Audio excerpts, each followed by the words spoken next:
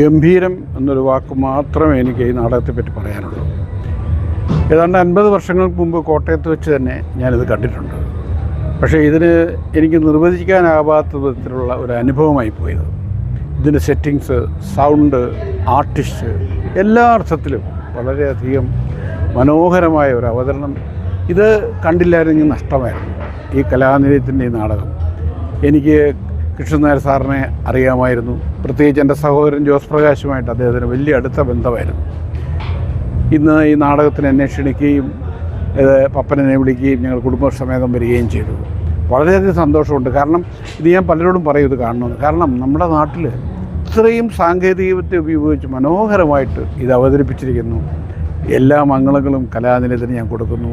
നന്ദി, സന്തോഷം.